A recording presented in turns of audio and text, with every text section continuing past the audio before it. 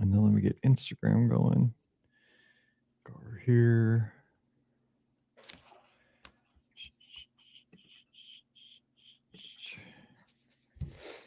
Get Instagram into the picture, and I think we'll be set. I think we're good. We are, because Sarah Anderson 45 is tuned in on Instagram. Hello, Sarah Anderson 45. And hello to everybody that is joining us on Facebook, YouTube, Twitter, and Twitch. Happy Wednesday, everybody. We have Ian here. He's over in the UK. What time is it over there? Is it midnight yet? 15 minutes to go. Getting there. Nearly there. It's almost like it's like a countdown. We should do this on New Year's Eve. You get more points when you go over midnight, don't you? Hey, we're doing this. This is going to be a 2-day show. We're going to do this on Wednesday and Thursday. We should get credit for that. It's pretty good. No, appreciate you staying up. We're gonna have a good time with this. We're gonna crack it out here. All right. So let me close the Discord. So when people start talking about cheddars and whatever we're talking about today, but I got to make sure I ding the bell. Because I found out today that Megan in the Discord, when I ding the bell, her dogs go crazy. I saw that. Yeah. Should have never. I told her she should have never told me that. Because like on the next show, I'm like, bing, bing, bing, bing, bing, bing, bing, bing, just because I know her dogs will be screaming. Because I don't know. Did you see the response I put about the Tampa Bay Rays? They had the bark in the park, and I didn't. I don't know much about baseball, so it didn't really resonate. So there's a baseball team that's in Tampa, so right down the road from Walt Disney World, right there in Tampa Bay. And one of the things they've been doing for like the last 10 years in Major League Baseball is like one game a year. They have what's called Bark in the Park, where people can bring their dogs to the ball game. Brilliant. Our team just had it this past weekend. Just people bring their dogs and they sit, in their lap or whatever. They buy a seat. I don't know how it works. I've never done it. So anyway, and they have, like you get a goodie, like a dog treat or dog toy or something when you come in. So the dogs are there for the whole game. Well, I thought this was hilarious. When the opposing team would get somebody on base, like on first base, they get a hit or walk them or something. Yeah. Every time there was an opposing player on first base, the PA announcer in the stadium, because they have a dome, so it's really loud in there, it'd play the Ring doorbell chime. It'd go, doom, doom, doom. Every dog in the dome is like, going nuts. I was like, oh my God, whoever did that is a genius. Because those dogs are all like, because you're like, there's probably 1,000 dogs in that dome. And, it takes like 5 of them to get them all going. That's right. Well, it's like a dominoes, isn't it? Once one goes, it's just a chain reaction. Oh, that guy, the first time he did it was just cracking. he's like, should I? Boom, I hit it. It was probably a dare. I guarantee you, because it'd be like with Scott and I'd be like, I dare you when you have Bark in the Park to play the doorbell. It's like $50 and I'll do it. I saw that on social media. I'm like, that had to be a dare. I was like, that's impressive. I'm so glad people do this kind of stuff. Okay, all right, let's see. So we're gonna talk about trip. Let's get the notes up and let's get the recording stuff up. And I'm impressed if you read all the notes. I read most of them, and I'll read the rest as we go. So I got enough to get going. Oh, wait, that's my phone.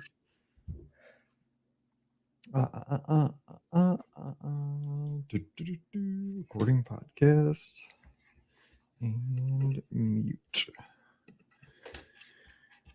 All right, let's do this. Here we go. Let's see. 2486. Here we go. All right. Welcome to episode 2486 of the Be Our Guest Walt Disney World Trip Planning Podcast. I'm your host, Mike Rallman from BeOurGuestPodcast.com and one of the senior agents over at the Magic for Less Travel. Happy Monday to you. Hope everybody had a great weekend, and especially our Disney moms. It was Mother's Day yesterday, and if you're grabbing this show here early, because I know a lot of you grab it as we release this show at about 8 or 9 o'clock Eastern, you can get this still on Mother's Day. So if it is still Mother's Day where you grab the show, make sure you still kick back, relax, and have some ice cream here before the day's up. Make your kids go get it for you if you're a Disney mom. It's still Mother's Day for you, so you deserve that. And we're thankful for all you do. So happy Mother's Day to my mom. Happy Mother's Day to Pam, my wife, who does everything for my kids, even though they don't say thank you enough. So I'll say it for them. All right. So today we're kicking it off with another fun trip report. And we've been going deep into the pool here because it's fun going across the pond over to the UK. We're doing it again. Simon was our treasure from a few weeks back, and now we're going again with Ian over to the UK. Ian hanging out in the Discord with us, and I love seeing him over there.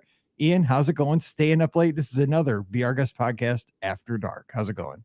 Yeah, it's great. Thanks, Mike. Nice to see you. Nice to talk to you. Thanks for taking the time to go through the trip with us. And hopefully everybody else can enjoy it as well. So really looking forward to chatting some Disney tonight.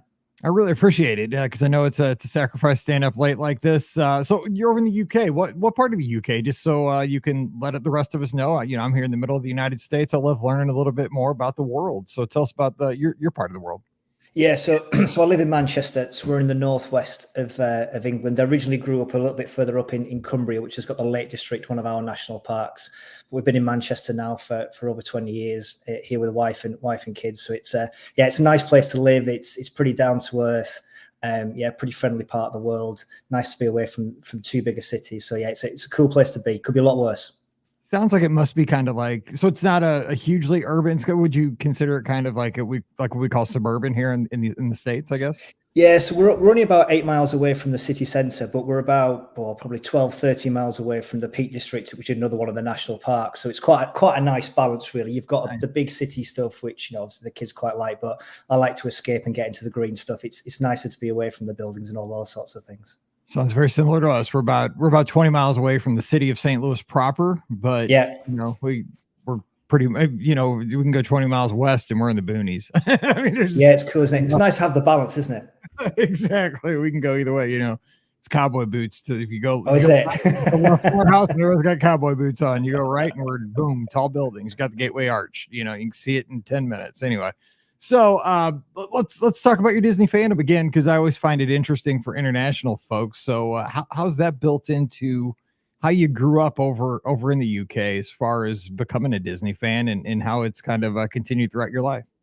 Yeah, so it really started with the kids, Mike. To be honest, we've got two. Well, I'd say little girls. They're not little anymore, but they were little when we started talking about Disney, and we were just looking for something fun to do with the kids. And I suppose it's like Walt did to start with, wasn't it? When he wanted to set up the park to do something amazing with his kids, that's what we did as well. Did our first trip when the eldest one, Rebecca, I think she was 4. She was about to go to school. The little one was only 18 months. We just couldn't believe how good it was. So it really just took off from there. I think like most people, we went for a few days, thought that would probably be about it. And I think we've done 4 trips to the US, one to Paris as well, another one to Paris to come in a few weeks. And it's just kind of sort of snowballed from there, really. And I think the parks are amazing because they kind of grow with the kids, don't they? You do Dumbo at the start. You don't do Dumbo when they're teenagers, but there's something else that replaces it. Bigger rides, more dining. So there's just something new every time. And I think that's an amazing part of Disney World. There's so much to do that's just brilliant fun. And that's why we keep coming back more and more. That's such a great way to say is like you do grow with the parks, right? You have the thing you when they're little, when they're toddlers, you do this and then you kind of move away from it. Say something like Dumbo.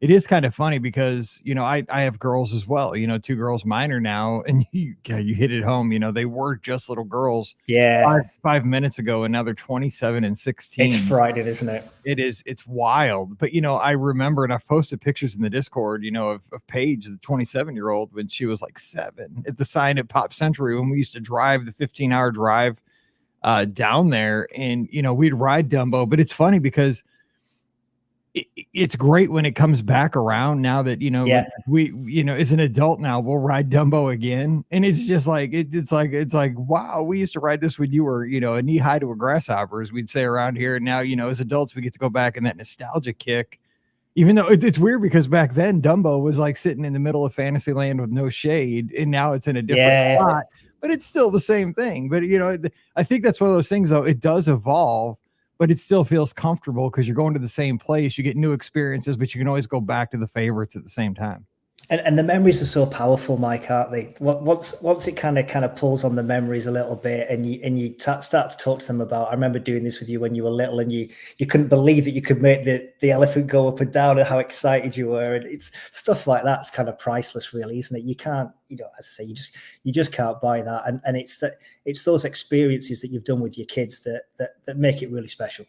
Okay, so let's talk about this trip, because you guys had a good long trip. We're going to talk about that. 3 weeks. I love hearing about this, because you guys over there obviously have to make the most of the travel, because you're coming across the Atlantic. And again, tell us about your planning, pre-trip, how you put this together, because you have a lot more things you have to think about. You stayed off site for the majority of the trip in a house. So tell us about how you strategize. How far out do you start planning, and what kind of resources do you use? Yeah, so I really like the planning. Actually, the planning is. I think it's good for everybody here. I think that listens to the show, that's why we're here, right? Because what it does, it makes the experience longer. Otherwise, completely, you'd have 20 days. And if you like the planning, it's like a year experience. That's right. Yeah. And so this trip was kind of funny, because this was the COVID sort of trip. So it actually started. I think I started probably looking at it in the summer of 2019. We were due to go in 2020 and then 21. So I'd kind of, it sort of evolved a little bit as the girls got a bit older, and so we sort of changed things around. But planning probably starts sort of springtime, the year before you go. Mm-hmm. We always tend to go in August, not because we particularly like the heat. It's definitely not all that hot in Manchester, but we try. Our kids go to school; they start new school term in early September. Obviously, American kids go back a bit earlier, so we always try and get the end of August, so the parks are a bit quieter. So it kind of gets reverse engineered from when do the girls go back to school. You don't want to dump them. You kind of don't want to land back on a Sunday and send the girls to school on a Monday, because that is hard. Yeah, that'd be a rough readjustment to reality. That's right, and particularly for this trip, the younger daughter was starting at secondary school for the first time, or high school, so that wasn't fair. So you kind of have to work back from that, and not fair on us either going back to work. So I think we had about sort of 4 or 5 days before the kids went back to school. And then it was kind of putting the 3 weeks together. Couple of weeks at Disney. We get the ultimate ticket in the UK, which is brilliant. We get the 14 days, which gives us huge flexibility, which again makes it brilliant from a planning perspective, because then you're trying to fit it all around and fit bits in. And I kind of always have to put a rest day in, but rest day is a water park, isn't it? 'Cause that's only really a half a day, so you can get away with a rest day at a water park. I do use touring plans. I like the touring plan set up with kind of how you can move your rides around and set your days up and stuff like that. And that's probably one of the most exciting bits for me, is working out what you do on each day, how you put those together, and then kind of how you put your planning within the day. So I get quite excited about the maths and all of that sort of stuff as to how to keep your queue times down and those sorts of things. And from a strategy perspective, we tend to do sort of 2/3 days. So when we land into the US, jet lag, so we always wake up early. So I can imagine for a lot of people coming on holiday, to get to sort of rope drop for Animal Kingdom at 7 a.m. is hard going. But when you've woken up at 4, it's really not that hard.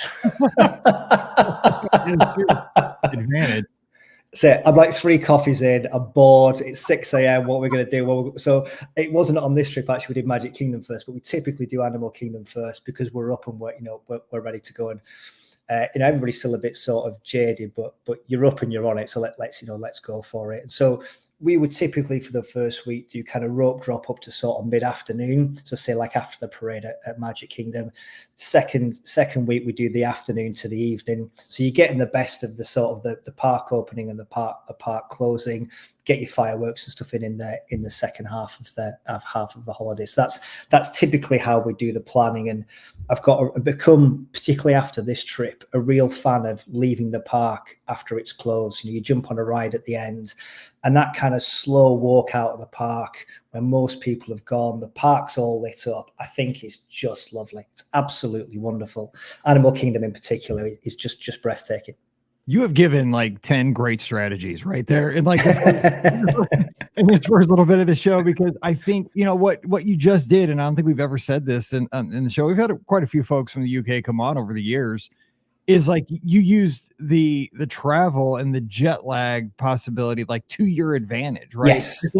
I think people also can use this to your advantage, and I did too. Like when you go, like just within the states, say you're on the East Coast, you're going to Disneyland, right? Scott and I have talked about this. That when you get out to Disneyland, and you're like, I was in the Midwest, so I was moving two time zones over. Like I'm ready to go to Disneyland, you know, because I'm 2 hours ahead, so I'm itching to go. It's not that early for me, but man, 6 time zones, you know, or 5 time zones or whatever it is, like you're rocking. And then, you know, let it catch up and then use the night towards the back half of the trip and enjoy it. And like you say, stroll out at the end of the trip. Don't fight the crowds. Don't be a part of that wave where everybody's trying to at the same time. Just, I mean, God, you know, when you can have an empty park and enjoy the ambiance and the background loops and see the park for its beauty. Oh man, that is, because the thing is too, and here's what this trip's really going to boil down to is you guys had time. You had 3 weeks, you know, like that's right. If you have 3 days, it's really hard to say, well, I'm going to slow down and I'm going to, you know, stroll out of the park, because you are trying to maximize every day. That's right. Get back to the hotel so I can get to bed so I can rope drop the next day. Like everything's got to be like boom, boom, boom. But I mean, you can do that when you say, well, the next day we're just going to go to we're going to have a rest day. We're going to go to a water park for half a day and kind of chill. So was that kind of I think it's a lot of mental relaxation possibly that allows you to do things like that. Yeah, so we try to do. To be honest, Mike, I am a bit guilty of trying to do too much. There's sort of always room for one more ride, isn't there? Can we just squeeze one more in? You know, the kids are like, they're pouring with sweat. You know, they're vacant in their eyes. My wife's had enough as well. So I do kind of have to say, you know, should we just do one more? And then I sort of have to read the room quickly. And they sort of, and I think we've chatted about this in the Discord before. I don't know if it's just teenage girls, I don't know if teenage boys do it as well, but they sort of roll their eyes at you, which is their way of saying no. Yeah. As a dad, you know, with teenage girls, like it's just, I mean, it's death by eye roll. Exactly. That's right. 100%. But I mean, the thing, I mean, you know, it's one of those things like mentally, we all know better as dads, right? We know it should not come out of our mouth like, but we're right here, you know, we're having a good time in Adventureland, and it's only a 15-minute wait right now for Jungle Cruise. Like it was 65 minutes when we went by 2 hours ago. It's only 15 minutes, but it's, you know, it's August and it's 11:30 at night. And you're going to get killed if you ask them to get in that queue, because it could end up where you're in there, because a 15-minute queue and then it's a 20-minute ride. And that's then, right. You know, it's another hour until you get back to the route. You know, there's a lot of other things you got to consider. Right. So, yeah, you got to be careful of that. But I get it, because you're like, we're here, you know, like it's the trip. And you know, you spent all the time planning. You want to go for it, don't you? But I think what I got better at this trip was kind of building in more breaks as we went through. So lounges became a big thing for us this year. Nomad and Baseline Tap House in particular were two massive favorites. If anybody hasn't been to Nomad Lounge, I have never seen churros disappear at the speed that my kids ate them. I think I was getting some, but I just turned around and they'd gone. It was absolutely insane. And when you come out of when you come kind of into Nomad Lounge, you're really quite close to the main hub of people going across into Pandora. And I don't know how they've done it, but it is so chilled there. It's absolutely lovely. And you, this is going to sound stupid, but you don't feel like you're in a Disney park, even though, you know, I do appreciate you are, but it just doesn't feel like it. It just feels completely different. The girls thought it was amazing. They thought it was just such a fantastic place to be. So I've got better at building those bits in, so we can kind of do more as we go on. But you've got to pick your battles a little bit, haven't you? Oh, 100%. And it's like recharging your phone, right? You got to recharge your kid. Yeah. Like you know, I'm not 22 anymore. As long as I keep trying to pretend like I am every day. Stupid stuff, you know. Pam's like, you gotta slow down. Like you're not 22. I'm like, okay, I'm 24. No, you're 50. Like relax. You can't. But you got to recharge, and that's a good way to do it. Lounges. So, did you guys ever make your way out to like the kind of like terrace out there where it's outside and you can sit in those couches? Yes, that's. Oh man, if you can get a thunderstorm when you're out there, I've done that a couple times. Oh, that is the best. I bet it is, yeah. Oh, and so what they call the boats with the characters that kind of come past on, they're fantastic, aren't they? Yeah, They come through, and they've got the music playing and stuff like that. I thought they were brilliant. Drinks were quite nice in there as well. It was a decent beer, so definitely no complaints from us. I'd highly recommend it.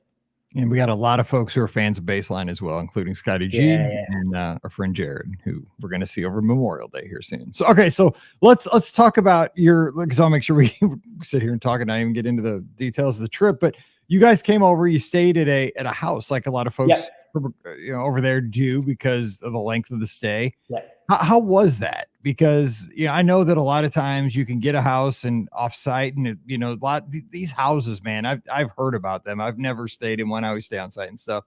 But I mean, I've heard like they'll have 8 bedrooms, 9 bedrooms, like pinball machines. They'll have all these things that just sound like Silver Spoons, this old TV show I used to watch in the 80s. Like a train, like everything out of wanted. Like Daddy Warbucks house, but I don't. How did that work for you? Because I know you also mixed it in with staying at Hard Rock Hotel and Animal Kingdom Lodge, but tell us about that.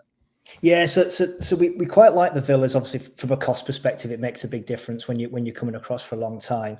And equally, I think being in Animal Kingdom Lodge in a bit, it was brilliant. But the 4 of us in one room does create an element of tension. So to ensure that the same 4 people that fly back into Manchester, it's kind of worth having a bit of extra space. Definitely a bit of tetchiness in the first few days. So the kids having their own rooms is quite nice. We've stayed at the same place a few times, so it's really easy to get into the parks. I think I timed it actually from shutting the villa door to being physically inside both Hollywood Studios and Epcot took 20 minutes. So it really is pretty. I mean, we drive, obviously we have a rental car for whilst we're there, but it is pretty easy. So we like the extra space. We were at a smaller kind of end of terrace sort of apartment this time, but the place that we stay, it's got kind of a big pool. So we're just across from the pool, and the kids like jumping in and out of there and stuff like that. But I mean, you're absolutely right from a size perspective. The first one we stayed in, I'd call it a wardrobe. Do you call it a closet? Yeah, where you put your clothes. Yeah, the closet. Yeah, yeah. I mean, to us, I've seen bedrooms about that size. It was absolutely enormous. So there is so much space. I mean, to be honest, it was the first one that we went to for the 4 of us. It was ridiculous. We could have got about 12 people in there. It was absolutely huge. And having your own pool is just amazing. I mean, we don't need a pool in Manchester. That's not an issue for us. So to be able to jump in the bit I used to love as well, particularly when they were smaller, is we'd have a big day in the parks, come back to the villa, the kids would stick their cozies on and jump in the pool. I'd stick my feet in the pool and get a cold beer. And it was just like, the world's all right. Yes. This is all right. I could cope with this. This is a nice place. You're like, this is why I'm here. Like, this is that's right. Yeah, that's right. It's holiday. This is it. Okay, we're doing it. This is good. Okay, so that was good. Now let's kind of dive into your time in the parks. Okay, so because you guys, I'll tell you what, as Americans, and I'll speak for myself, man. I'm an annual pass holder because obviously I go down quite a bit just for stuff for the show and go for all the races and so forth. You guys do get the sweetest ticket deal every time. It's good, isn't it? Yeah, it's good. 14-day ticket. I mean, everybody wants, because folks that may be new to the show, maybe you're a new Disney fan. With the Magic Your Way tickets, you're tapped out at 10 days. And with the old tickets, especially because I book a lot of folks that go on Disney cruises.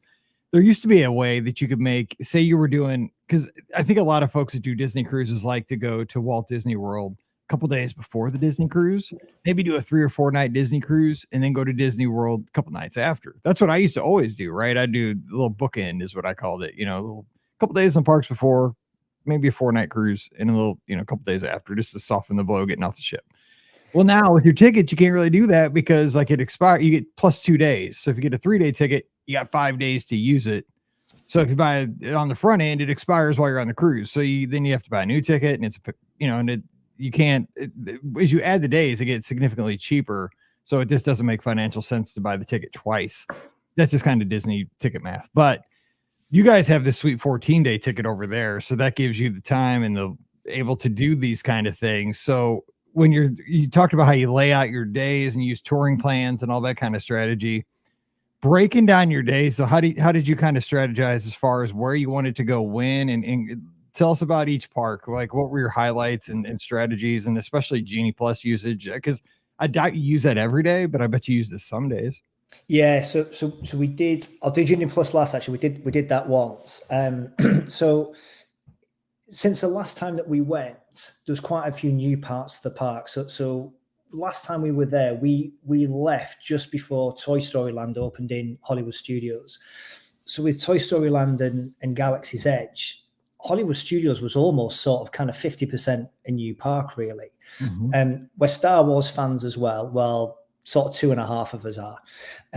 Not kind of mega fans, but definitely wanted to make sure we got in plenty of time there. So we kind of work on the basis of 2 days for each park, and then squeezed in an extra bit of time for Hollywood Studios, and we did Magic Kingdom fireworks as well.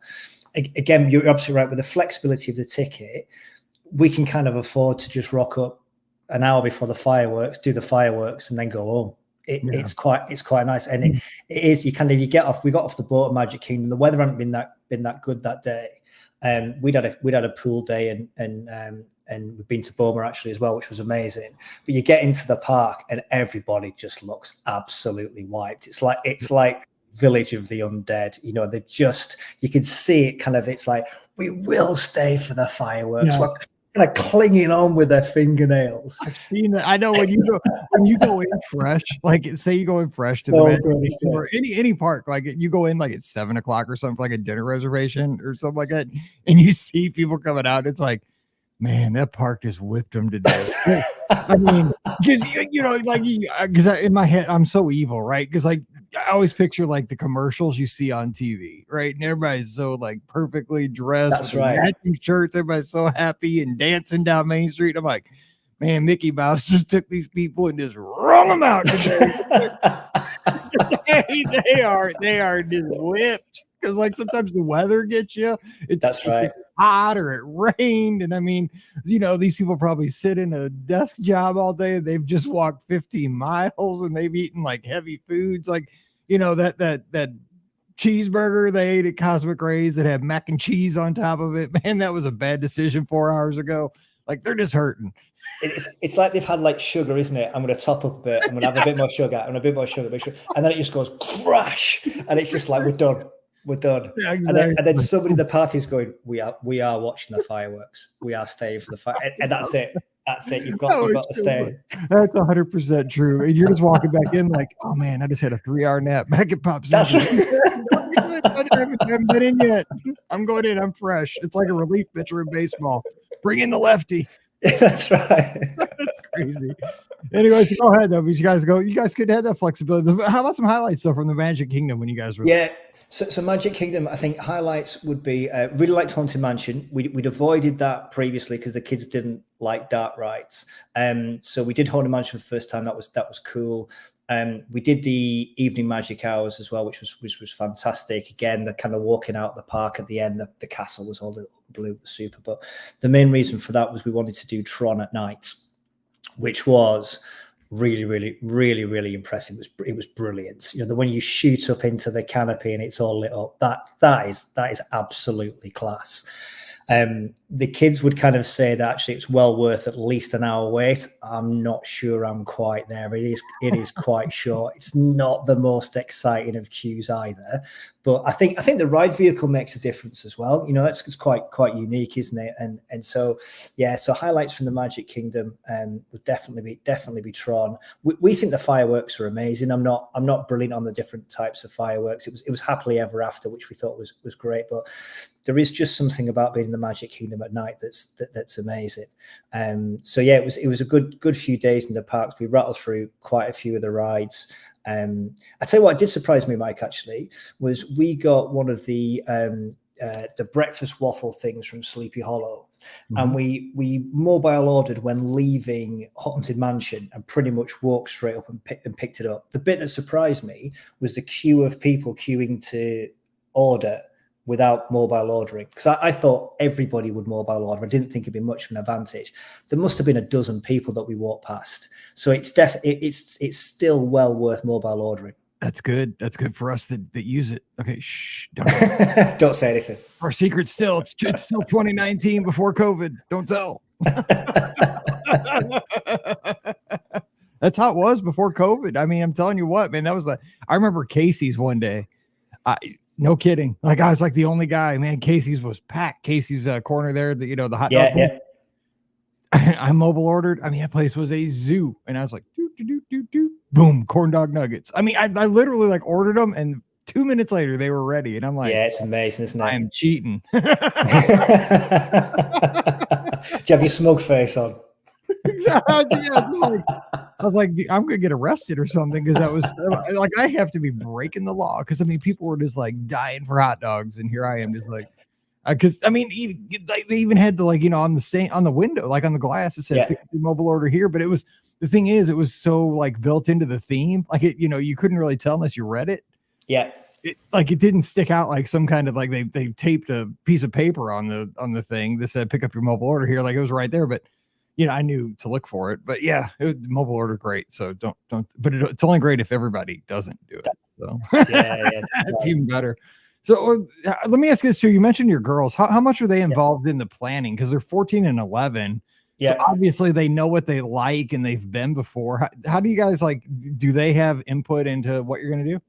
No, don't let them choose, Mike. Don't let. No. Well, I mean, the thing is, if you let them, they're still not going to be happy, even if, like, they made the decision. Like, I don't like that. Well, you told me to do. Oh yeah, I forgot. Yeah. So I do the vast kind of 90-95% of it. But what I can always say to them is there anything you specifically want to do here or there? And we kind of work it in.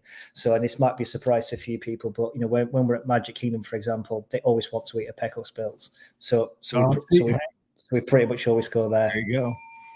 So things like that came in. They wanted to do Tron. There was a big push, particularly from the elder one, to spend as much time in Galaxy's Edge as we could do as well. So they would kind of give ideas. I think the thing is, they were so much younger in 2018 when we went last time. They don't listen to quite as many Disney podcasts as I do either, so it's not quite as up to speed with everything. And equally, I try and keep some things. Sorry, excuse me. I try and keep some things away from them, so that they didn't know Rise of Resistance existed. No. So to have that or Flight of Passage. They didn't know about Flight of Passage, but to have that kind of, we're going to go on this. What is it? And me just going, trust me, it's going to be absolutely fantastic. So they'd never walked onto the Star Cruiser, the Star Destroyer. So those sorts of things are fantastic. So I try and keep certain bits, and I find it really hard, actually, because I'm sort of bursting to tell them, because I know how excited they're going to be, but I try and keep a few bits back to sort of surprise them as we go through. And yeah, so sorry, rambling on a little bit, but Galaxy's Edge we thought was absolutely outstanding. They've done a cracking job with Galaxy's Edge, and if you get the chance to be there at night, even if you're not doing rides, just walking around, absolutely superb. What a brilliant part of the parks. So we actually spent just one evening. I think we'd been in the Magic Kingdom in the morning. We park hopped straight into Baseline Tap House for a snack on the way there, because it'd be like sacrilege to walk past Baseline Tap House now. And then quick trip to see the Muppets, which has got to be a must do. And then we just spent the evening in Galaxy's Edge, wandering around, taking pictures in front of the Millennium Falcon. My daughter had the Play Disney app open, so you can play kind of games and it makes things beep and light up and stuff like that. She thought that was wonderful. And loads of great photo opportunities around the Millennium Falcon as well, which is just awesome. And Rise is something else. So we jumped on Rise at the end, and again, slow walk out of the park through Galaxy's Edge when it's all lit up and there's nobody there. That's absolutely lovely.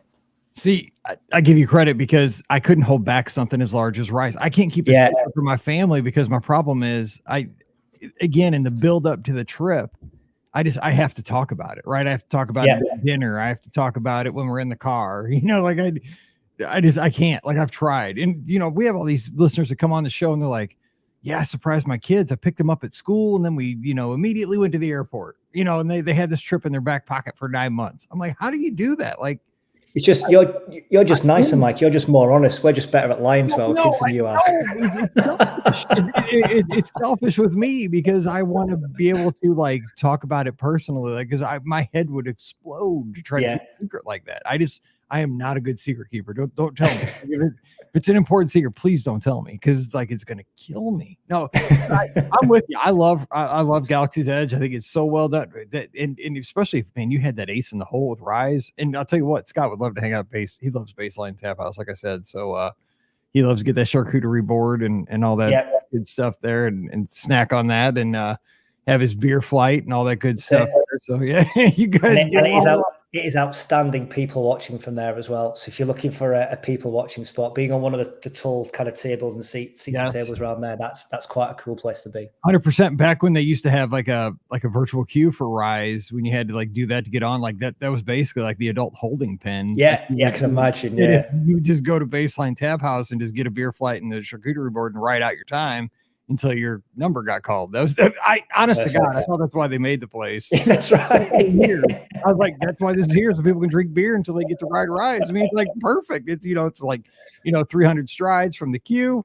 It's perfect. Okay, so besides going over to Galaxy's Edge, let's talk about other stuff you did at the studios. You guys do any dining over there? Any other hits? What about Mickey and Minnie's? That's new since last time. Yeah, so we did. So dining wise, Ronto Roasters was a big favorite. Good call. We also did Mama Melrose on the Phantasmic dining package. So we've done that a few times. I quite like the Phantasmic dining package just for the ease of getting into Phantasmic later on. I know Mama Melrose doesn't get kind of huge hits and ratings and stuff, but it's really nice in there. It's very, very chilled out. It's very relaxed. It's very cool. We had a really nice server who used to work in the UK pavilion in Epcot, who we spent all meal trying to get her to try and do a British accent, which she absolutely flat out refused. So we were pulling a leg all the way through. Oh, you can try a Cockney accent. That's easy. And so she was having absolutely none of it. But it is really nice, and the food is not going to change your life. It's probably not the stuff you're going to tell your pals about, but it's perfectly decent. The portions are enormous, so you are not leaving there hungry. I think it's a very solid choice actually, and Phantasmic is just brilliant. I think it's probably the best in my opinion evening Disney show. It's very, very Disney, brilliantly well done. I like the new additions that they've done since they did the kind of the reboot sort of post-COVID. And we always tend to do Phantasmic as our last Disney thing before we're either going home or in this case we went to Universal afterwards, as the sort of the bit back to your point in terms of the cruise and you're doing your bookends bit. That Phantasmic's always our last kind of event, which is a really nice way to finish it off. That is a good way, especially the way Mickey kind of wraps it up, right? I mean, it's like it's almost like he brings, like Mickey's telling you, like, "Wow, this is a wrap." Like that. I like the way you're really giving this thought. Like, I love that. Like, totally. Now that you're saying that, I'm like, God, that's kind of like how we end the podcast here. I use that for the intro. I use for the outro. I can't remember what I use for my own show, and I've been doing this. I did the show for 2,500 times, but I know it's on one of them. It's the intro. But no, but that makes sense though. What a great way to wrap a trip. Mickey there, boom, right on top of the thing, and then disappears. That's right. So you've kind of got your Disney fill at the end, and it's just a brilliant way to finish. You've got to crush with humanity on the way out, but yes, you are. It is. I mean, and that's kind of sort of why having the car's quite easy as well. So we're not in any rush. We'll wander back to the car. We get there when we get there. And we did use Genie Plus actually. The only day we used that for was Hollywood Studios. So I was hard on the research. So we stacked during the day. So if people aren't aware, there's a bit of a stereotype that if you're from the north of England, you like to get plenty for your money. We like a bit of value. My relatives must be from there. I'm just saying. Yeah. So it's a good value to have. Not always as much on this side of the north. Tends more to be associated with places like Yorkshire, but nevertheless, the gene's definitely there. So we managed to get 5 Genie Plus rides in, which I thought was decent going. We didn't get Tower because it was down all day, but apart from that, it all went pretty well. We got them all in a 3-hour slot, so it was hugely effective, and Genie Plus absolutely delivered. but goodness me, I was absolutely wiped out. So I was on it with alarms during the day. I had my 2-hour alarm, then I had a 10 minutes before that, and then a 5 minutes before that, so I could see how the queues were moving, to see what I needed to get when, and how I was trying to piece it all together. So it worked fantastically, but I wouldn't do that every day. God, it was hard work. And that was going to be my follow-up question, because knowing, and we just met, we talk on the Discord, but I mean, it's the first time we've talked face to face.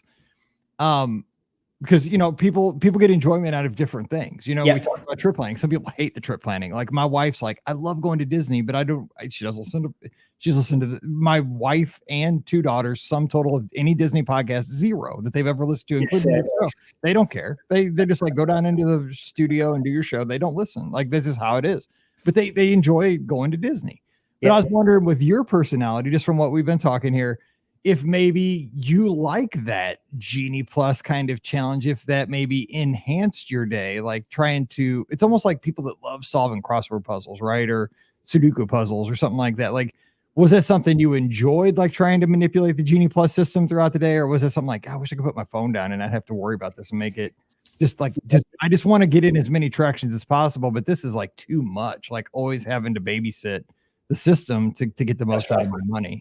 It was more the latter, Mike, really. I felt like I was properly glued to my phone. And I'm one of those slightly odd people who kind of walks around looking at everything. So, if you're in Animal Kingdom, I'm the one reading all the signs and all of that sort of stuff. And so, I love all of that sort of stuff. I think one of the things that's really, really incredible about Disney is the detail in the parks, and that kind of, so you can't have that if you've got your face stuck into your iPhone. So I did I liked it afterwards because it had worked pretty well. But to be honest, I liked FastPass. I liked being able to do it in advance. I was fine with that. I'd be fine-ish with paid FastPass, because at least you know what you're getting. I found the uncertainty of not knowing what I was going to get, when we would get it, because we did really well. 5 rides is pretty good going, but it could have been 2, couldn't it? Mm-hmm. And you've paid before you don't know. And we were behind a chap in the queue for Rock and Roller Coaster. This would have been about 3:00 in the afternoon, something like that. And he bought Genie Plus, but he didn't know to book a slot. So the cast members were explaining to him how it all worked, which must have taken a while, let's be honest. Right. But I really felt for the guy, because he's turfed up his cash, hasn't he? He's got to 3:00, 3:30 in the afternoon, and he's got nothing. The queue for Rock and Roller Coaster was like 70 minutes. So the poor fella. Yeah, he's already wasted half of the value. And I mean, he's probably not going to get much value out of the rest of the day, because it's just mathematically, as the day goes on, there's less inventory. Yeah, that's right. Yeah. So I think, certain things are quite tricky, aren't we? I think because most people probably listen to this, we're all planners. We all like it. It's kind of a bit of a hobby, really. But yeah, I massively felt for him, actually. I think that's really tough. So actually, I think I'd probably go back to paper fast passes. I still think they were the most fun. They were the easiest to do. I found a Winnie the Pooh one actually in a book, just randomly a few weeks ago. So I think that sort of side is a bit more fun. I'm sure with the way that Disney make money out of it, Genie Plus isn't going away. But I personally would like to be able to do it in advance, and then I can plan the rest of my day around when I've got my Genie Plus reservations. That was the bit, having to move everything and make those decisions kind of constantly on the fly, I found a bit too time consuming. It sort of felt like it took me out of the parks a little bit. It does. You make too much sense. I mean, that's the thing, is I think a lot of times it's with my baseball team. Like when I sit and watch my baseball team struggle this season, like everything I tell my wife like makes way too much sense as to make our team better. And with Disney, it's the same thing, right? It's like, that makes sense that you could have, because we've done this before. We don't have to reinvent the wheel. We used to pick 3 attractions we wanted to do before we went down. They were guaranteed, they were locked in. Yeah. And what that was really was a theme park reservation in a way, because you had to do the 3 in a certain park. So they knew that if you made your 3 reservations for, something in the studios, guess what? You were going to the studios. So you were making a reservation without calling it a reservation. They knew you were headed to the studios that morning or that time. They knew where you were going. It solved a lot of problems. I get it. they want to make money. This is not going to go away once you get a revenue stream, but you're right. I mean, I'm one of those people too. I try to avoid being on my phone as much as possible, but it's a modern world, isn't it? It is. But you might bring up a great point, man. I feel for anybody. And just think about it though. The folks listen to our show, we all we know like what to do and how to get value and, how to use these systems to our advantage. But we're probably at the most, the 10%. That's it. Go. Yeah. I mean, that's probably being generous. Just think about folks that just like, we have to have Genie Plus, but we don't even know what that means. I mean, there's you ran into that guy. There's probably hundreds of those people in the park every day. Probably hundreds. It's hard, isn't it? And I think Disney has got more and more complicated. And as I say, I don't really mind too much. I'll work it out. I'll put the time in, but I do hope that it doesn't put off other families going for their first trips, because we've made so many brilliant memories as a family, so many fantastic experiences. I would like every other family to be able to do that if that's what they want to do, and I hope people don't get put off by it. I think that would be a massive shame. I agree. Well said. All right, let's talk Epcot. Yeah. How do you guys enjoy this park with, especially with all the changes? I mean, a lot of changes since you guys were back last there. Yeah, so I guess probably two key highlights really. We really liked Guardians. Really liked Guardians. I think it's a brilliant example of sort of Disney at its best, really. A nice story, good bit of action in the queue as well. A really smooth ride. I know you're not a big fan on some of it, Mike. I know it's a great ride. It doesn't like me back. we weren't too bad actually. We did take travel sickness pills before this one just in case, but we were all right. We got lucky as well on one. We got the front row, which was pretty exciting. So I think it's an absolutely super ride. I think they've absolutely nailed it, to be fair to them. So Guardians was a huge hit for us. And then the other bit, which I was slightly surprised at actually, but the food and wine and kind of snacking around the world went down an absolute storm. They absolutely loved it. So again, we did our sort of second week. I got a lightning lane for Guardians. We came in for sort of mid-afternoon, picked off Soarin' and Mission Space, and then basically just kind of worked our way around the world.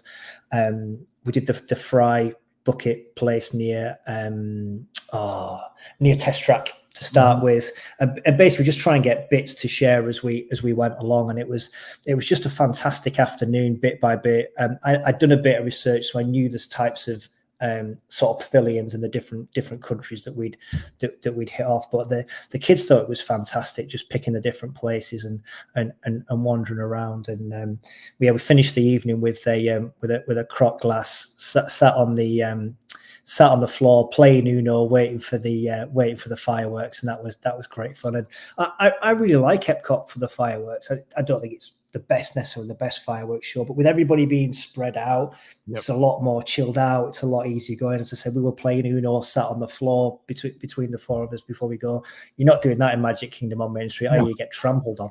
So stuff like that, I think is really cool. So Epcot was probably kind of declining for us, I think, a little bit as a park, but with Guardians and food and wine, it took a real boost. It was it was great fun. Do you guys enjoy seeing the additions to Spaceship Earth? How they have the lighting package now? Is that something that's amazing? Isn't it? Yeah, I think it's one of the best. Brilliant. They've done. Yeah. It's beautiful. Yeah, no, we thought it was absolutely incredible. It was nice. We were sat near France when we were waiting for the fireworks. So we're kind of seeing it across the water, all lit up and kind of changing as it went through. Yeah, I thought that was fantastic. It's probably better than some of the fireworks, actually, isn't it? They've done a really cracking job with that. It's almost like two kind of nighttime experience, right? You could, the fireworks are great, but also there's a mini show. It's something else to see. It's a little short show just to go up there and hear, sometimes there's a theme to it with, like you said, the Flower and Garden Festival. I think they had kind of a Moana theme for a while, a little song from Moana or, Pocahontas or something. And it's very seasonal, which is cool. And then they kind of have a regular one, which it's just beautiful. 4th of July, they'll have American flag, or they can do whatever they want with it, which is really neat. But I think it's a cool thing. The cool thing is, like, during the day, you don't even know it's there, which is right. the opposite of what Harmonious was largest. They were monsters, weren't they? Absolute monsters. Don't go there again. Holy cow, that started a lot of people were upset about that. Okay, you mentioned Animal Kingdom earlier, so let's talk about some highlights there because I also want to talk a little bit about Hard Rock and Universal because I want to get that in. I'm curious about that, but Animal Kingdom. Yeah, so when you have people on mic and they say, "Oh, we've only got 3 days at the park," and so we've decided to drop out Animal Kingdom, I am screaming at my phone all the way across the Atlantic, going, It's Scott's absolute favorite park. So we go ahead because I am one of those people. I do skip Animal Kingdom. We have a world-class zoo in my town, though. St. Louis Zoo is one of the best zoos ever, and I grew up going there all the time. That could be why. I don't know, but go ahead. I just think that my head. So the next person that comes on and says, "Oh, we dropped Animal Kingdom," I say, "No, you've got to go next time. Ian's gonna find you." Yeah, that's right. Or don't go to the UK because they'll hunt you down. So I think that the park is absolutely beautiful. The way that they've set the park up, I think, is absolutely magnificent. Let's put Dino Land to one side because that doesn't really exist in Animal Kingdom. It's getting better. It'll get better in the next 5 years or so, I guess. but with Africa, Asia, and Pandora, again, absolutely brilliant. What a stunning job that they've done. And again, I mentioned looking at the different signs as you go through. There's these huge doors as you go into Africa with all the carvings of the animals. That's absolutely brilliant. And I am convinced. This is a little bit sad, but one of my favorite attractions is the Tree of Life and the walking trails around them. Now, I am utterly convinced if you put that as a boarding group, people will be dialing in at 7 a.m. to book boarding groups for it. But because it isn't, and people just kind of charge past to the safaris or what have you, they all miss it. We do it every time. Get yourself a drink from Creature Comforts and have a stroll around. There's nobody there. It's absolutely amazing. So you get to be in a Disney park with some fantastic scenery and the Tree of Life. I mean, heavens above, how they've done that is and I have to be fair, I've watched the Imagineering series, so I do know how they've done it, but nevertheless, it's amazing how it's incredible, isn't it? Derek, how they started all that, yeah, absolutely incredible. So quite why people don't do it as much, again, is beyond me, but I think it's brilliant. We did Flight of Passage for the first time this year. Kind of when we went last time, it was the big ride, so it was just bonkers. And so the kids knew a little bit about it, not a huge amount. But when we came off, everybody was absolutely buzzing. The energy was absolutely huge, and that's probably the favorite bit for me when we go to the Disney parks. It's not the ride, it's the bit after when everybody's dead excited. Oh, did you see that bit? And then this bit moved over there, and then can you feel the banshee breathing? All of that sort of stuff, I think, is just absolutely brilliant. So the kids are kind of literally bouncing as we kind of walked out of Flight of Passage. And it's like, what's next? This is brilliant. So I think that's the bit that sort of really, really makes it for me. And we got quite an interesting experience on Everest this time. So we were queuing up for Everest, and I really like the Everest queue as well, because I quite like the mountains. So the fact it's based off a tea house, I think it's all quite cool. When we're in the kind of the vehicle, we're pulling out, and it starts to spit a little bit.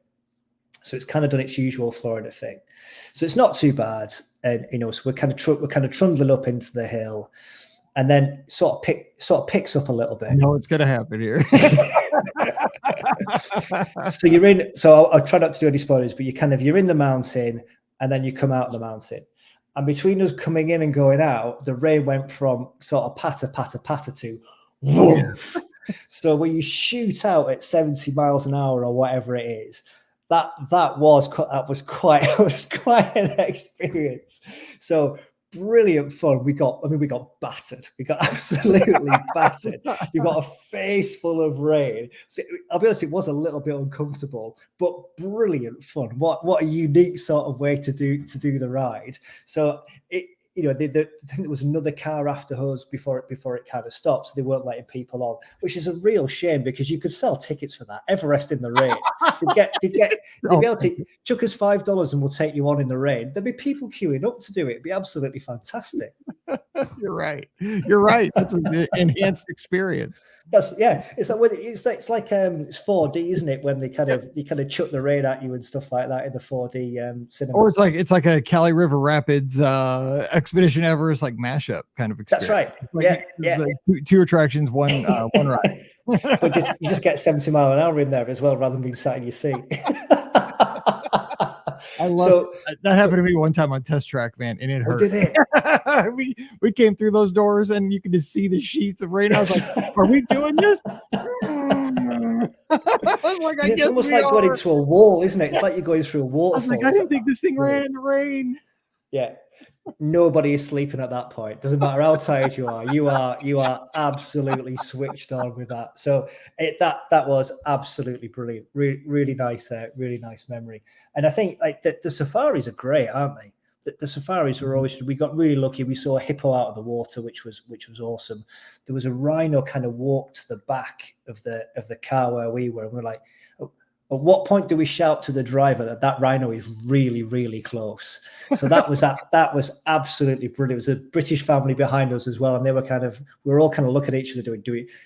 I'm sure she knows what she's doing. It was a lady driver. I'm sure she knows what to do, but should we shout, or is that rude, or is it rude not to shout? So it was all quite entertaining. But again, I think the safaris are brilliant, and the way that they've set up Africa and Asia, the way that you walk through, particularly the Pandora into Africa route, just spectacular. What an awesome job.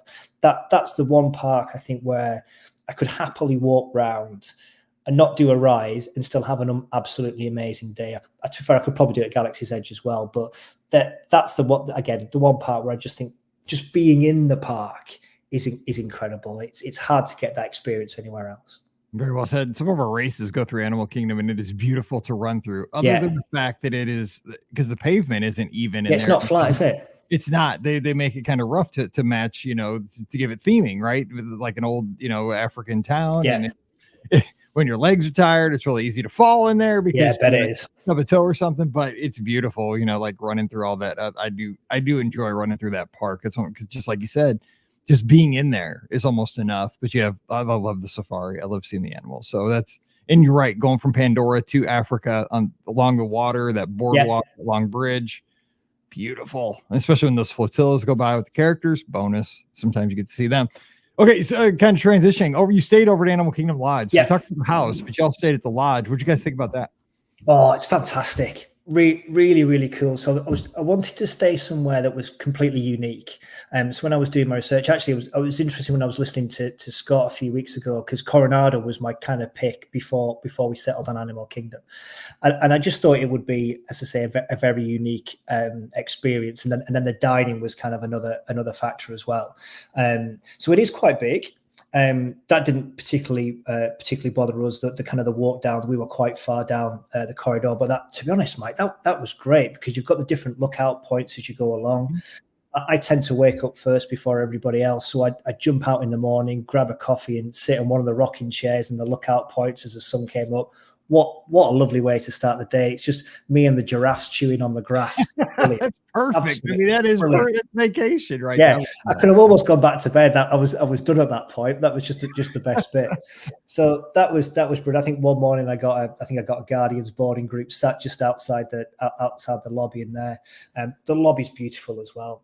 Really spectacular. And it's, again, this is going to sound a bit daft, but you kind of can't believe you're in Disney World.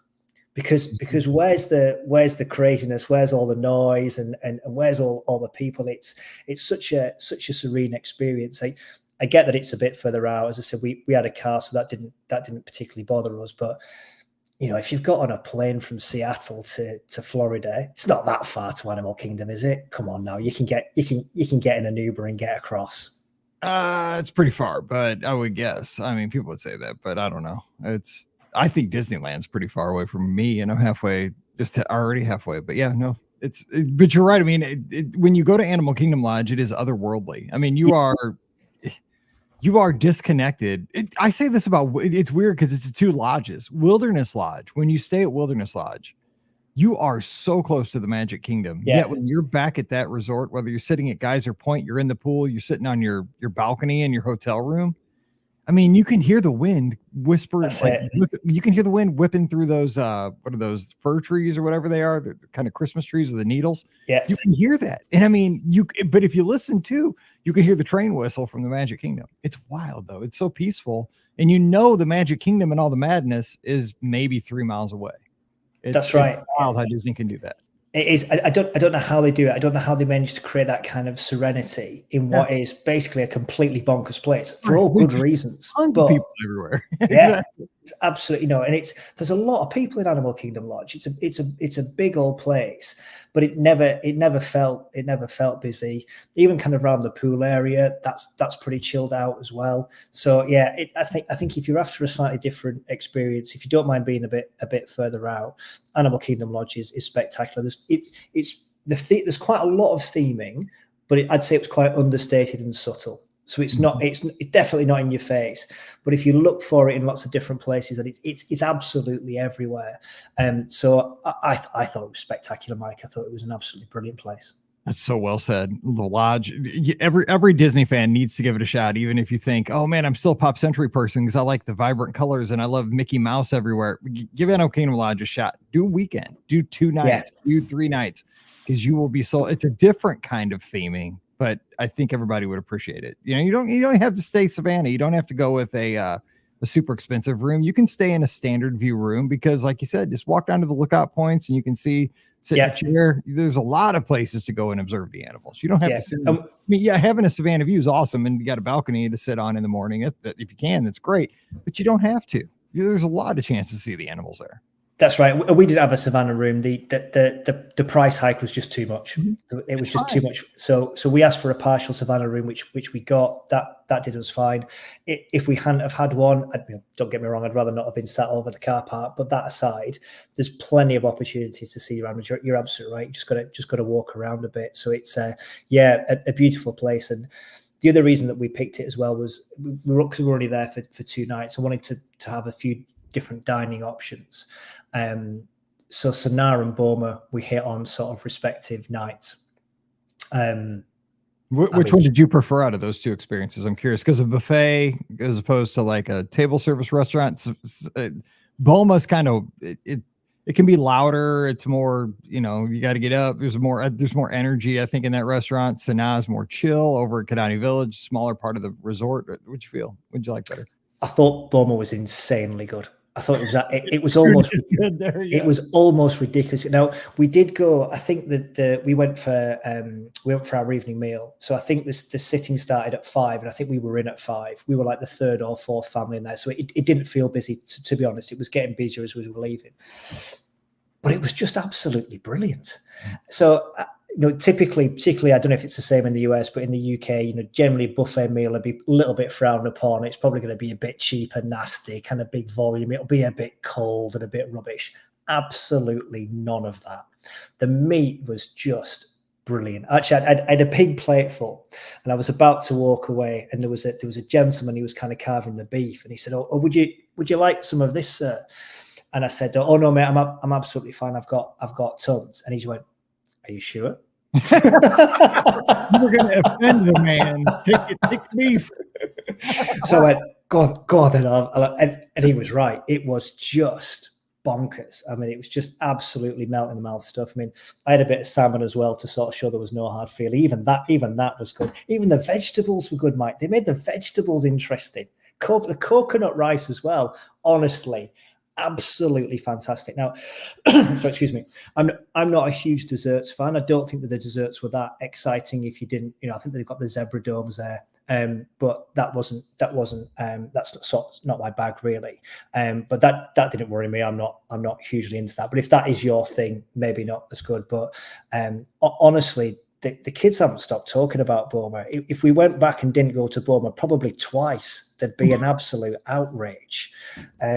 So actually, I think my youngest said she would eat at Boma every night quite happily. I mean, she might be the size of an house by the time we'd finished. We eat that much, but I would eat at Boma every day too if I could afford. It's expensive. Afford it as well. I'd have a heart attack because it's so expensive. And you're right, I'd be 7,000 pounds because they have a chowder that I just cannot stop eating too. That is super good. Oh my God. But everything, you're right. The meats, they they have interesting foods that just different kind That's of right. combinations of flavors I just never have here. Yeah, and it's not, you know, if people are worried about kind of the spiciness and stuff like that, it's not blow your head off stuff. There wasn't anything in there that was particularly sort of punchy. You know, having said that, we thought Sonar was awesome. I mean, we made one mistake because we only ordered one portion of bread service. You should always order two. Again, I mean, because here's a misnomer too. People think like, oh, you have girls, right? And the teenage girls can put away food just like teenage boys. Just for the record, just so you know, I'm just it was. I mean, it was like a scrum in there. It was like it was like we hadn't fed them for a month. Yeah, that's right. Especially communal food like that, right? I mean, like when breadsticks come out, like a Texas Roadhouse, when the bowl of rolls comes out. I mean, anything where they bring it out to them, like tortilla chips at a Mexican restaurant. Dude, you could lose a finger. I mean, you got to put your hand in there at your own risk. That's right. Big. It's good to have pointy elbows. Get your elbows in. Get a bit of space. You gotta be careful with these, man. You'll get hurt. So yeah, so if you go into Sonar for the bread service and there's any more than two of you, get two portions. Good, definitely. That's just awesome. And then we all had curry, which again we thought was absolutely fantastic. Server was really nice as well. She was quite interesting. I think she got married in, I can't remember if it was Northern Ireland or Republic of Ireland, but she got married over here. So we're talking to her a little bit about that. And particularly if you've been to Northern Ireland and particularly around Belfast, they talk quite quickly with a reasonably strong accent, stronger than my accent. So we were talking to her about how she'd got on with the language and all of that sort of stuff. So that was good fun as well. So, you know, being able to walk just from Animal Kingdom Lodge down was lovely. Just a nice place to spend some time. All right. So that's awesome. Let's we got a few minutes left. I want to get in Disney Springs real quick because you guys spent some time over there. And I love that you went to Homecoming and had chicken and piss and donuts. Oh my gosh, you're an honorary American at this point if you had chicken and donuts. That's yes, it's so southern. Sorry, Mike. Yes, no, you're southern. Yeah, that's right. Yeah. Come on over to Missouri. So Disney. Go ahead. Oh, sorry, Mike. Sorry, forgive me for interrupting. We did Disney Springs at night for the first time, which I thought was absolutely brilliant. That, you know, multi-generational groups walking around, people dressed up, going for nights out, you know, kids looking absolutely battered from a day in the park, kind of hanging on for a big bucket of ice cream and stuff like that. You know, people with girls in the princess dresses because they've all been done up. So the huge mix of people was absolutely lovely, a really lovely atmosphere. I have heard it gets busy at weekends. We were there midweek. There was bands playing as you went round. There was this band playing, and they were kind of sort of like I'm not a great music person, like a pop rock type thing, you know, kind of young lads, you know, look like they thought they were quite cool. And then there was just these little boys charging backwards and forwards in front of the stage, who I could have watched all night, to be honest. The little lads were absolutely superb. But you can imagine these kind of rock lads thought they were dead cool and didn't quite think they'd have these little boys running around sort of charging about. But all added up to the atmosphere, which was superb. And our idea was to kind of just go to a few different places. So we did drinks at Jock Lindsay, which is really, really good fun. Highly recommended.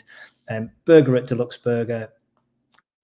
Great stuff, very solid, no complaints whatsoever. And then we went to Salt and Straw for what is quite an expensive but an absolutely enormous ice cream. You do not need one on your own. We were wimpy, to be honest, with the flavors. I think we kind of had chocolate and mint chocolate. We should have had Earl Grey tea or something weird, or swamp or whatever else that they had. But we were a little bit shy with that. And what we normally do for Disney Springs is we normally go early, do the shops, and then go for our lunch. And that's when we went to Homecoming. So the girls got stuck into the donuts and the chicken, which was absolutely brilliant. I managed to steal a little bit and then kind of had to like roll them out of the restaurant at the end because everybody was just sort of weighed down with the amount of food that they'd had. But that Homecoming will be a strong recommendation. What a lovely place. That's kind of par for the course, though, for Homecoming. I mean, I think everybody rolls themselves out of that location because, good Southern fried foods. And that's just kind of how it works. I've lost your mic. Let me jot this down here. Yeah, I saw we were kind of breaking up there. Hang on, let me write this. Let's see. 102. He's still there. Can you get me now? Oh, and we cursed him, Maureen and Alfred. We'll get him back. Oh my gosh, this guy is sunny and it's black on the other side. Maybe that's part of it. We'll get Ian back and we'll wrap. We're just going to talk a little Universal and we'll wrap the show. Ian, if you can hear me, just come out and come back in with that link if you can. Oh, there he is. Let's see, remove that one. Hey, now sorry, Mike. I got you twice. Hang on, let me see if I can. Oh, there you are. That. You good? Yeah, I say we have two Ians. We definitely don't want two mics. Okay, so we're good. I'll edit that out. Okay, so we'll wrap with Universal. This has been awesome. Okay. All right. My sky, it's sunny and half the sky is black, so I don't know what's going on outside at this point. So we'll wrap this before, who knows? I haven't seen, because I'll have the weather on because I have no TV on in here. Okay, so here we go. All right, so before we get out of here, though, Disney Springs fun, and I've had those little kids, by the way, back when I used to be a DJ, I'd play a rocking song, and I bet running back and forth in front of my table. This was back in the CD days. I'm like, don't hit my table, you're gonna make the CD skip. Those kids would scare me all the time. So get away, little kids. I didn't call them lads. I would call them something else. Get away. If you cause this bride and groom to miss their first dance because you're running around in front of my table. Anyway, Universal, you guys went over there for a couple of days, stayed at Hard Rock Hotel. That place is pretty awesome. I mean, I've done tours over there as a travel agent. What would you guys think of that? Did you get a guitar? Did you get your, one of the things you can do, I don't know if you did this, you can get your room key made into a guitar pick upon checkout. Did you do that? We didn't do that. We didn't do that. we have across the family absolutely no musical or creative talent whatsoever. Me neither. But I could dream. I'd have been better off if they turned it into a calculator, Mike. I've been able to use that. Yeah, I mean, that's exactly the only thing I can play is a keyboard. I mean, a keyboard like type. That's it. I mean, not a musical keyboard. 100%. So we did that. We probably should have actually, but yeah, Hard Rock was class. Yeah, really, really cool. And I wanted, after the kind of being, quite organized and well planned for Disney, I wanted to do something that was easy. So the express passes that you get when you stay at the whatever the kind of top tier, the universal version of deluxe hotels makes life really easy. The other real reason was we wanted to be as close to the parks as we could be. So it's a 10-minute walk. It's a pretty easy 10-minute walk as well. The way you kind of come around as well, it means that when you're going through security, it's just for Hard Rock Hotel guests as well. So that's dead easy. So it was just super easy to get in and out of the parks. Everything became walkable. Didn't have to touch the car. Hotel was lovely. Really, really, really nice. Room was huge. Kids liked the pool. So yeah, it worked. It worked really well. And they quite liked it. It's a little bit of a more of a grown up sort of a feel, which they, being sort of, one a teenager, one nearly a teenager, they really like. So I would definitely recommend Hard Rock, and the express passes do make a huge difference. It just made everything dead easy. Yeah, you feel like it's whole VIP with that over there. I'll tell you. Oh yeah. It's unbelievable. And you're right. Hard Rock Hotel it's I mean, in a word, it's fancy. It's nice. I mean, it is like, they play rock music in the pool, and it's super rocking. So you also went to Volcano Bay, which again, if you've never been to Volcano Bay, there's nothing wrong with Typhoon Lagoon and Blizzard Beach. They're fun. They're great water parks. But I mean, Volcano Bay is obviously decades newer. And it's just it's top tier water park, in my opinion. It's got a lot going on. Did you guys have a good time over there? Yeah, we had an awesome day at Volcano Day. We kind of ran our blood to water a little bit. It was a properly full day. But you're right. I mean, the actual volcano itself is incredible. It's pretty spectacular. Managed to do a few of the bigger rides out of the volcano as well, which is good fun. And the bit that I really liked was just quite a lot of family rides. So kind of the four of you on the raft, or I think they went up to 6. You're doing a lot of the rides together. So the park is beautiful. What is quite interesting though, Mike, and I hadn't really thought about it before, Disney does a really good job of the sight lines. So you kind of feel like, when you're in Galaxy's Edge, you feel like you're properly in Galaxy's Edge and nowhere else. They have not done that at Volcano Bay. That is true. You see, I guess that's I-4 or whatever that is, the interstate right there. You're exactly right. You're waving to people as they drive past. You can almost like lean in and grab a drink from them as they drive up there. True. You're right on the highway. Yeah. But yeah, really recommend. And the tapu system they do, which is a bit like the paper fast passes of all that, that's pretty cool as well. So if you like water parks, it's a really, really good day out, and a really good family water park as well. I know Universal has a reputation for being a bit more aimed at kind of older groups, but I thought Volcano Bay was really, really cool. And we really liked Universal. It was good fun. We liked City Walk, and some of the rides at Universal are just absolutely outstanding. Velocicoaster is just insane. When you're at the top and then you drop down in, God, that thing's quick. Really, really quick. And when you're on a Hulk and you get shot out of the cannon at the start, Hulk kind of roars and shoves you out of the cannon. You shoot up and twist round. Absolutely eyeballs out, full gas, completely brilliant. But then the second half of Hulk, Mike, you get rattled around like nobody's business. It feels like you can feel like your bones shaking in your body. It's really, really rough. So I would say kind of Universal, the roller coasters in particular are probably a bit of a step up. That the work's obviously gone into kind of the attractions rather than kind of the parks and the land. I didn't think the parks were as good. Diagon Alley is spectacular. They've done a cracking job with that. That's really cool. Hogsmeade, it's all right. So I've never read the Harry Potter books nor seen the movies. Oh, right, okay. But I thought the lands were amazing. Like just immersively, like when I walked into those lands, I'm like, holy cow! Like these are. It reminds me of like a Galaxy's Edge or like a Cars Land, Disneyland. Like you are there, even though I'd never been in those. I've never seen them. Like I said, I haven't seen them. But wow, the detail! Like I enjoyed that. They very much felt Disney in the level of immersion, just from the physical area that I was in. I enjoyed them. Yeah, I would say what's going on, but I enjoyed them. I would say Diagon Alley is the best one for that. That definitely feels the most immersive. And when you're in Hogsmeade, you can see and hear Velocicoaster, so it doesn't kind of takes a bit away from it. But what I was really impressed with was, and also when we were there, it was August. It was pretty warm, but it's the kids who are desperate to get dressed up in the Harry Potter gear, so they've got the kind of the cloaks on. Obviously, it's supposed to be Britain in the winter, which is pretty cool. So they've got cloaks on and scarves on, and you're looking at their little faces. They're bright red and they're melting, but they are wearing that cloak and that scarf because they've paid whatever they for it. They're desperate to wear it. They've got their Potter Quidditch T-shirt on and all of that sort of stuff. But it takes some work. It takes some dedication. I was pretty impressed. Gotta like that dedication to the cause. That's awesome. You also had dining real quick before we jump out of here. Yep. You had Toothsome Margaritaville Cowfish, and you said you had to have a special shout out to Voodoo Donut, which when I was there for some training, they brought in a whole big box of like the best of Voodoo Donut. Nice. I was like, am I still alive or if I died? Because it's like this, I can't even like one of those donuts is like a monthly. I couldn't even think about how many calories was in one of those donuts. That's right. I got to smile and walk away, Mike, or just break off a piece because those donuts were outstanding. But what would you recommend for folks out of all the stuff you had to eat over? Because they have some awesome opportunities to really have some good eats. Yeah, they do. So I'd actually say food in the parks, not that great, but City Walk was by far the best.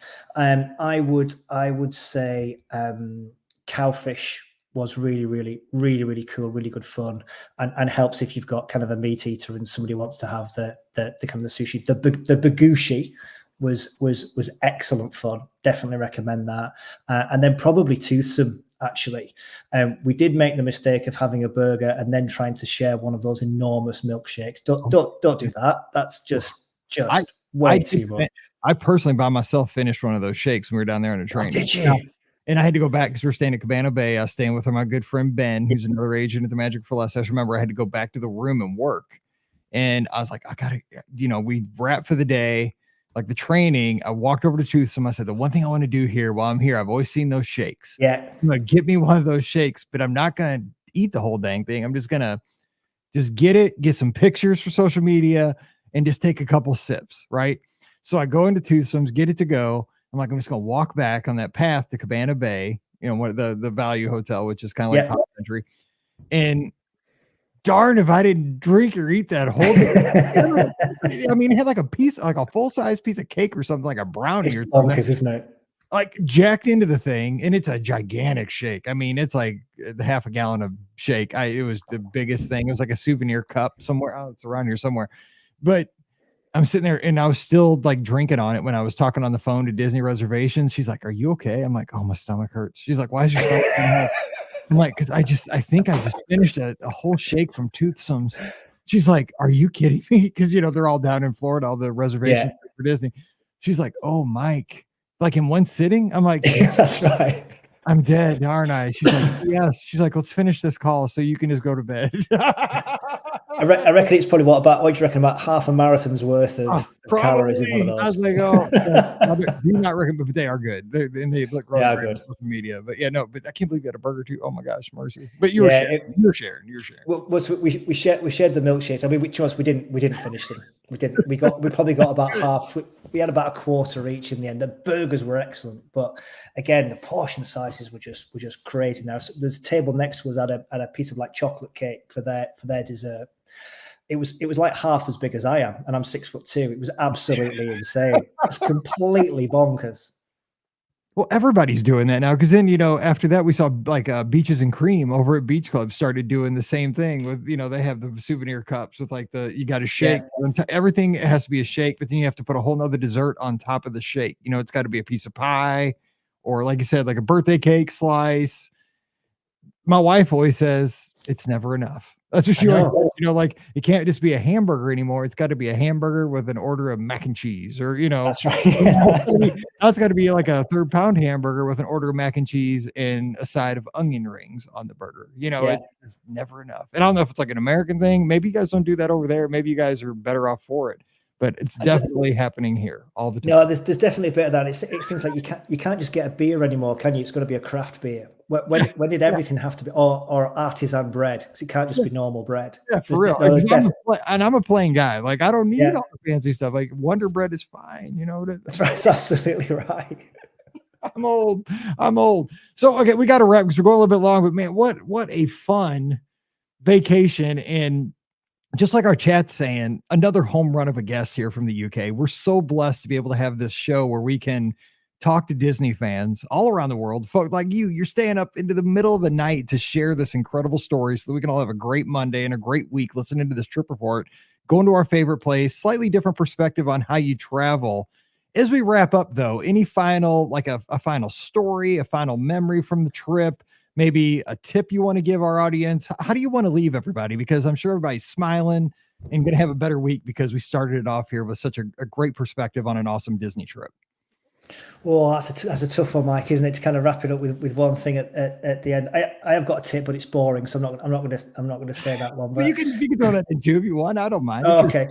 So I think it was for me. It was I got stopped going through security when we were going through. I think it was to Animal Kingdom. So we'd taken our sunglasses cases out and I got the battery packs and stuff like that. Actually, just very quick story. The guy said, "Oh, your battery pack looks like a clip." So I said, "What?" I go, "What? Can't be a hair clip. It's not a paper clip. What do you mean?" He said, "No, a clip for a gun." I was like, "Good grief. Hang on a minute. But I actually got caught with it. It was that we had some sun cream and there's like a metal bottom on the sun cream. It's one of those kind of spray fellas. So make sure you take those out, because all I was doing was watching people cram in for early magic hours, flooding in. Let's be honest, everybody's only got one ride, aren't they? So watching everybody kind of come past, that was a little bit soul destroying. So make sure you get all your stuff out to get through security. Oh blimey, I think in terms of just a highlight to finish us off, I think it was probably just a bit of a reflection as to how lovely it was walking out of the parks late at night, and just how privileged we are to be able to spend those sorts of times with our families. And as I said before, the kids bouncing when we came off Flight of Passage, and then walking into Rise of the Resistance for the first time, not knowing all the different stages of the ride, and seeing everybody light up and being able to keep the excitement at such a high level for such a long period of time, I think is absolutely brilliant. I don't know where else you can kind of do that. So, I mean, we were full gas for nearly 3 weeks. It was just brilliant. And apparently we're not supposed to be going back too soon, but we're going to Paris in about 2.5 weeks. And I've already started working on my other half to see if we can get another trip in. That's awesome. And Scotty G's going here shortly, so he's going to be tuned in very closely to your travels over to Paris. He gets 1 day, and I told him he's got to have 7 meals. That's right. do 39 attractions. I don't know how he's going to make time work, but he's excited for that. I know you're going to be helping him with some strategies because he's more than eager to visit Paris. But wow. And here's the thing, we're both, fathers of daughters that are growing up. And I think that we both kind of agree that, these trips become like your trip to Paris here just shortly, they become more and more important because the kids, girls or boys, they get busier as they get into secondary school, middle school, high school, whatever you want to call it, wherever they go to school, and life gets busier. And eventually, they're going to move away from home. And you know that these trips, there's a finite amount that you're going to take with a family like this. And I think that from a parent's perspective that we're coming from, that you have to really enjoy not only every trip, but every day of every trip. And I think that's why these things really become important to us. Yeah, that's right. Couldn't have said it better myself, Mike. All right. Well, Ian, thanks for staying up late with us. And man, again, it's a great show, and we'll catch you over in the clubhouse because I know you're over there. So if anybody wants to talk to Ian, come on over and let's continue the conversation over there. BeOurGuestPodcast.com/Discord. Have a great, we've already moved it for you into Thursdays. Have a great week, buddy. I appreciate you taking the time. Thanks, mate. Take care. All right. Don't forget our show brought to you by the Magic for Less Travel. We'd love to help you plan the next Disney vacation this week. So check it out. All the details right now. No additional cost to you for using our services over at themagicforless.com. Please also use our Amazon affiliate link when you shop online. It's one extra click that supports everything we do. It's beourguestpodcast.com/Amazon. And thank you so much to our Patreon supporters. You guys make all these shows possible. Just $5 a month supports everything we do. And you'll get our bonus show every week. It's called Mike in the Midwest. So come on over this week. Patreon.com/BeOurGuestPodcast. Give me a follow on the social media at BeOurGuestMike. I'm on Twitter, Instagram, and Threads. Would love to talk to you over there. And again, we'd love to see you over in the clubhouse. It's beourguestpodcast.com/Discord. The conversation goes 24/7 over there. We talk about everything: Disney Cruise Line, Disneyland, Walt Disney World. We talk about the international Disney parks, Disney TV shows, sports. We talk about just life in general. We'd love to have you over there. So come on over and join us this week. And don't forget, this Sunday night, 7 o'clock Eastern, 6 o'clock Central, we open up the phone lines and you can become a part of the show. Just give us a call. And Scotty G joins me and we take your calls. It's you, me, and Scotty G, 7 o'clock Eastern, 6 o'clock Central for the BOGP open line. We'll be waiting for you on Sunday night. All right, time to get out of here and let you get on with your Monday. Thanks for dropping in. We'll see you again on Wednesday. It'll be time for your listener questions. So for Ian over in the UK, I'm Mike here in Missouri. You guys have a great week. Stay safe, stay healthy, and we'll see you real soon. That was, and Alfred said, don't hang up, keep on talking. I have to. It's like 2 a.m.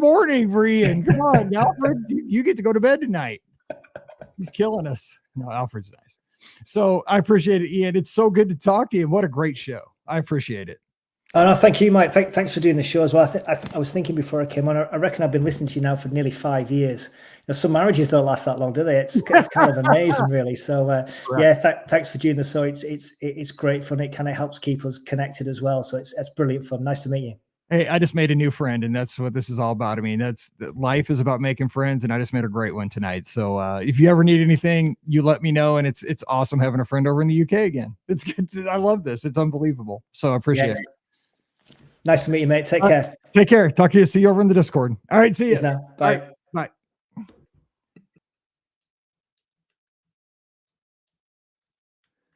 Save this real quick.